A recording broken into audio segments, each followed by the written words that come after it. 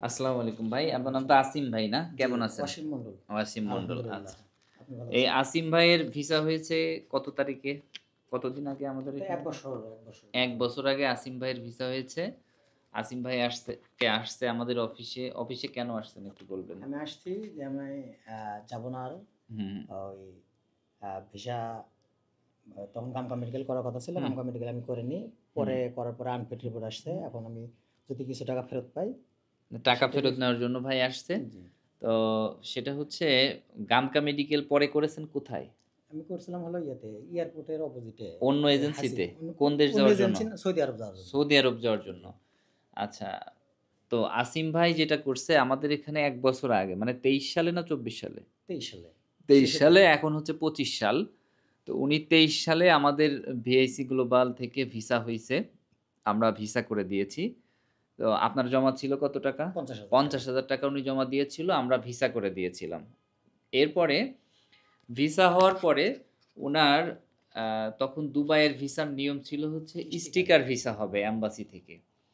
তো দুবাইয়ের ভিসা এখন স্টিকার ভিসা হবে। এজন্য উনাকে গামকা মেডিকেল করতে হবে এবং মেডিকেল করে দুবাই এম্বাসিতে যেতে হবে। এম্বাসিতে পাসপোর্ট দিলে স্টিকার ভিসা হয়। যারা করেছেন আমাদের চ্যানেলেও অনেক ভিডিও দেখেছেন যে সেখানে তারা স্টিকার ভিসা নিয়ে দুবাইতে যাচ্ছে। তো উনি ভিসা হওয়ার পরে আর আমাদের অফিসে যোগাযোগ করে নাই। এক পর্যায়ে আমি যেটা শুনেছিলাম যে আপনি আর যাবেন না। জি, জি, আপনি বলেছিলেন যে জি, আমি আর যাব না। জি। এখন আমরা ভিসাটা করেছি। তা আমরা ভাবলাম যে তাহলে কোন অপশন আছে যেভাবে আমাদের লসটা কম হয়। কারণ আমরা ভিসার জন্য সাবমিট করলে দুবাইয়ের ভিসা হয়ে গেলে সম্পূর্ণ টাকাই আমাদের জরিমানা যায়। তো উনি তো দিয়েছে মাত্র ৳৫০,০০০ আর বাকি টাকা তো লস হবে। কিভাবে করা যায়? অফিস থেকে কি বলেছিল? যে অফিস থেকে তাহলে অফিস থেকে বলছিল যে আপনি ইয়া মেডিকেলে আনফিট রিপোর্ট দেখান, এই ৳৮,৫০০ নিয়ে যান। হ্যাঁ, হ্যাঁ। আর পাসপোর্টটা আমাকে দিয়েছিল। মানে অফিস থেকে আপনাকে ৳৮,৫০০ ৳৫০০ নগদ হ্যাঁ, দিয়েছিল। নগদ দিয়েছিল আর এবং পাসপোর্ট হাতে মেডিকেল স্লিপ তুলে দিয়েছিল না? মেডিকেল স্লিপ মেডিকেল তুলে স্লিপ তুললে তো জি। ৳১৫০০ লাগে। হ্যাঁ, তাহলে ৳১০,০০০ ১০,০০০ আপনাকে আর দিয়েছিল। আমাকে বলছিল আপনি যদি কোনো উনি টাকা আমি রিটার্ন পান, সেই হ্যাঁ, রিটার্নটা আচ্ছা, আপনাকে দেওয়া হবে। আচ্ছা ওকে। উনাকে জি। অফিস এটা বলেছিল যে, "যেহেতু আপনি যাবেন না, আমার ভিসাটায় তো এত টাকা খরচ হয়ে গেছে। তাহলে আপনি একটা প্রয়োজনে আনফিট আপনি এই রিপোর্টটা আমাদেরকে দেন। তাহলে আমরা কোম্পানিতে দিয়ে হয়তো বাঁচতে পারবো। কিছু টাকা আপনি কিছু ফেরত টাকা পাবেন। তখন আমরাও আপনাকে রিটার্ন করতে পারবো।" জি, জি, জি। তো তখন উনাকে অফিস ৳৮,৫০০ দিয়েছে এবং আ আপনার ৳১,৫০০ অনলাইন অনলাইন স্লিপ করেছে। তাতে ৳১০,০০০ উনাকে অফিস থেকে ফেরত দিয়েছে, পাসপোর্ট সহ। জি। এইবার উনি কি করছে? আপনি কি মেডিকেল করছেন না বাসায় চলে গেছেন? আমি বাসায় চলে গেছি। মেডিকেলে আনফিট রিপোর্ট দিলে তো আমি অন্য দেশে আর যেতে পারব না। হ্যাঁ, হ্যাঁ। এখন আমি অন্য দালালের এখন মাধ্যমে এখন আচ্ছা অন্য সৌদি যাওয়ার জন্য ট্রাই করছিলাম। সেখানে আনফিট দেখাইছে গামকা আচ্ছা, মেডিকেলে। আচ্ছা। কতদিন পর আগে দেখাইছে? এই তো ৬ মাসের মতো ৬ হচ্ছে। মাস। আচ্ছা এখন উনার কথাটাই আমি আবার বলি। উনাকে অফিস বলছে যে, "আপনি তাহলে এইটা করেন, একটা আনফিট রিপোর্ট দিলে আমরা হয়তো বাঁচতে পারবো। আমাদের তো জি। এত টাকা খরচ হচ্ছে।" অফিস থেকে উনি বলছে যে, "না, আমার মেডিকেল করার মতো টাকা নেই।" অফিস উনাকে মেডিকেলের টাকা দিয়েছে। সেই টাকা নিয়ে উনি মেডিকেল না করে টাকা পাসপোর্ট নিয়ে বাসায় চলে গেছে। বাসায় চলে যাওয়ার পরে এই যে আজকে ১ বছর পরে উনি আমাদের অফিসে আসছে যে, আরো যদি টাকা কিছু ওখান থেকে ফেরত নেওয়া যায় এইজন্যই। জি, জি, জি, জি। আচ্ছা। তো এখন আমাকে আপনারা বলছে বলেন যে ম্যানেজার ম্যাডাম আগে বলছে ভিসা পরে টাকা, হ্যাঁ? এইটার আসলে বাস্তবতা কিভাবে কেমন দাঁড়াচ্ছে আপনারা একটু কমেন্টস করে বলবেন।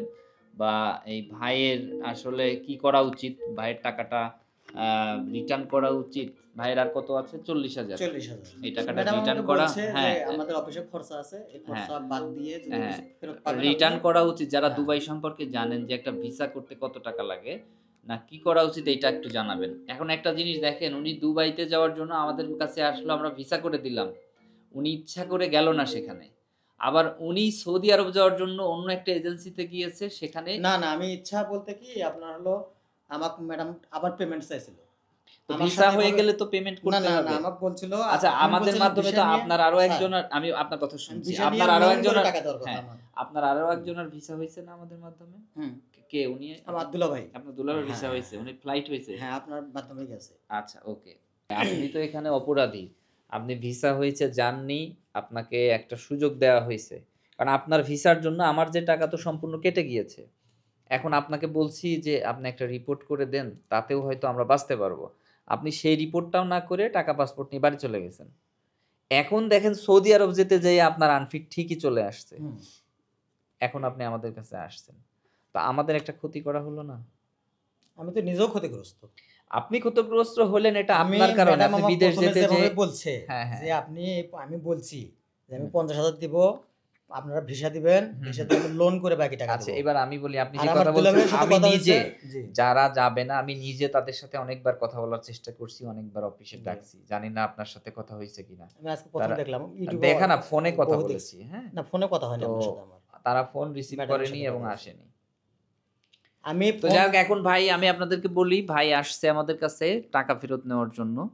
এখন আপনারা হচ্ছে বলবেন যে উনার কি করা উচিত?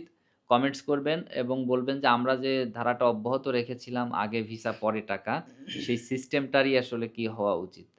তো আপনাদের অনেক নজিরই কিন্তু দেখিয়েছি। আমরা চাইবো যে যেটা উনার জন্য ভালো, যেটা সবার জন্য ভালো সেটাই জি, করতে। অবশ্যই। সবাই ভালো থাকবেন, সুস্থ থাকবেন। আসসালামু আলাইকুম। যাবার আগে আরেকটা কথা ভিআইসি গ্লোবালকে কি মানুষ বিশ্বাস করে আসতে অবশ্যই, পারে কিনা? অবশ্যই আসতে পারে। আমি আপনাকে দেখার জন্যে এতদিন হুম, মানে হুম। অনেকদিন ধরে অধীর আগ্রহে অপেক্ষা হুম, হুম। করতেছিলাম যে একদিন অন্তত দেখে আমি তার সাথে আমার সমস্যাটা খুলে বলব। অবশ্যই কোনো না কোনো সমাধান আমি আর পাবো। আপনার দেশের বাড়ি কোথায়? বগুড়া। বগুড়াতে। জি। তো এমনি আমার আত্মীয়স্বজনের মধ্যে আমার দুলাভাই হুম, গেছে। অনেকেই হুম, সবাই ভালো আছে। হুম, হুম। কিন্তু আমার সাথে ভাগ্যের নির্মম পরিহাসে যেভাবে একটা আপনার দুলা ভাই দুর্ঘটনা আর ঘটে আপনি কি গেছে একসাথে জমা দিয়েছিলেন? হ্যাঁ, একসাথে দিয়েছিলাম আমরা। আপনার দুলা ভাই কি এখন ভালো আছে? হ্যাঁ, আছে আলহামদুলিল্লাহ ভালো। কতদিন গিয়েছে উনি? ১ বছর। ১ বছর। আচ্ছা। যাই হোক আপনি গেলে আপনারও একটা অবস্থান হতো। পেমেন্ট এবং অন্যান্য অনেক কিছু মিলায়ে তারপরে আমাদের একটা কাজ বের করতে হয়। তো যাই হোক সবাই ভালো থাকবেন, সুস্থ থাকবেন। ভাইয়ের কি করা উচিত আপনারা কমেন্টস করে জানাবেন। আসসালামু আলাইকুম।